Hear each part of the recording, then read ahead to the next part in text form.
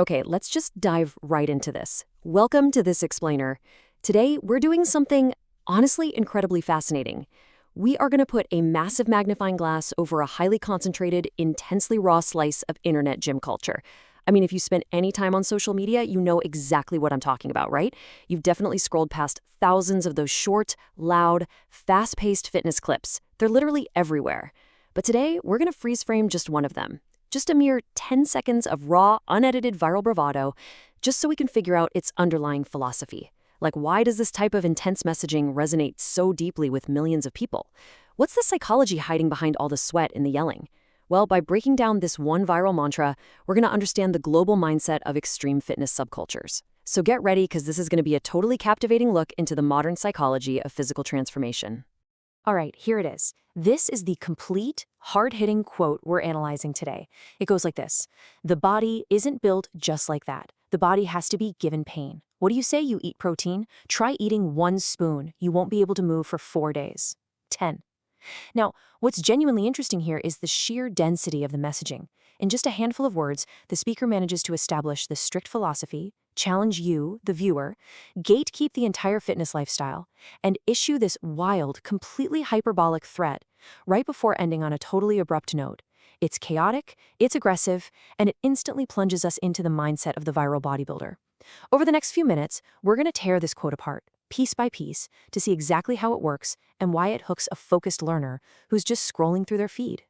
So let's get into Section 1, the body and pain, decoding the philosophy of suffering. To really wrap our heads around this, we have to look at the core conflict set up in that very first sentence. The body isn't built just like that. Think about the modern misconception for a second. We live in an era of shortcuts, right? Quick diets, magic pills, the whole 5-minute abs promise. The fitness industry loves to sell us this idea that transformation can be easy, comfortable, or fast. But the speaker's reality? It is the exact opposite. They are forcefully rejecting that passive approach.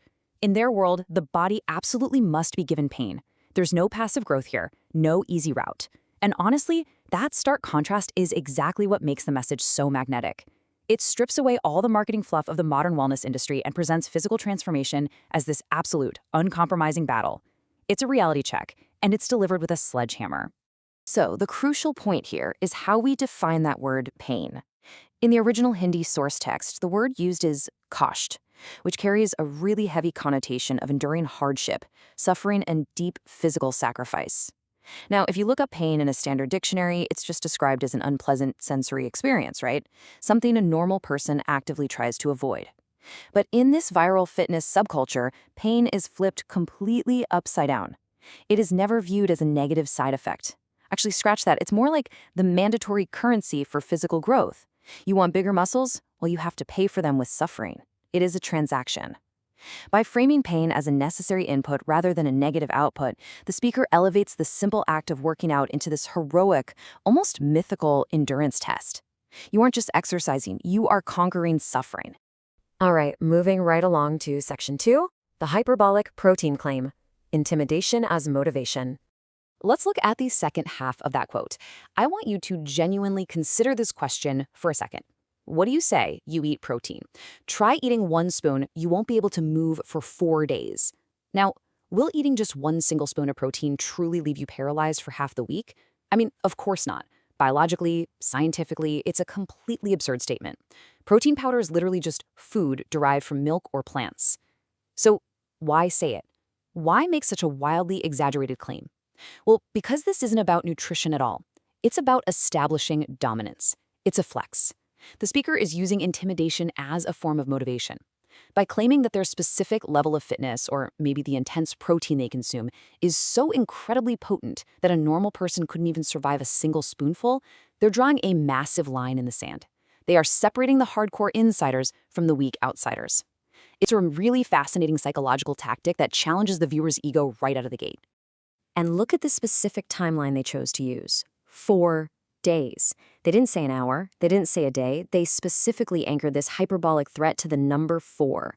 Punctuating this extreme timeline really highlights how storytelling works, even in a 10-second internet clip, because specificity adds weight to a claim. even when that claim is completely ridiculous. 4 days of immobility paints this vivid, terrifying picture of intense muscle shock and tells the viewer, "You are so entirely unprepared for my reality that the smallest fraction of my routine will dismantle your life for the better part of a business week." It's theatrical, it is highly dramatic, and it's perfectly engineered to force massive engagement in a comment section. Okay, now we absolutely have to talk about how this quote ends. Because out of nowhere, after the threat of a 4-day paralysis, the speaker just randomly says the number 10. 10 what? 10 reps? 10 seconds left? A rating out of 10? We literally have no idea. The clip just abruptly ends. And honestly, this brilliantly illustrates the raw, chaotic, and completely unedited nature of viral short-form content. This isn't a polished, heavily scripted Hollywood monologue. It's raw emotion being shouted into a smartphone camera in the middle of a sweaty gym session. That mysterious 10 is an artifact of the medium itself. It adds this authentic, gritty texture to the video. It reminds us that we're watching a fleeting, unfiltered moment of human expression, which, honestly, only adds to its authentic viral appeal. Which brings us right to our final takeaway. We've deconstructed the philosophy of suffering, the gatekeeping, the hyperbolic threats, and the raw, chaotic delivery. So I want to leave you with this question to really reflect on. Is this intense, pain-driven hyperbole the true driving force behind modern internet fitness culture? Like, why do we, as an audience, click, watch, and share this extreme mindset? Perhaps in a world that constantly prioritizes comfort, convenience, and easy answers, there's a deep, primal part of human psychology that actually craves a challenge.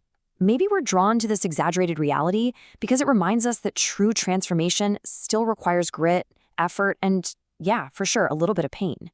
It's a truly fascinating paradox to consider the next time you're scrolling through your feed. Thank you so much for joining me for this explainer. Keep asking questions, and I'll catch you next time as we decode another piece of our complex world.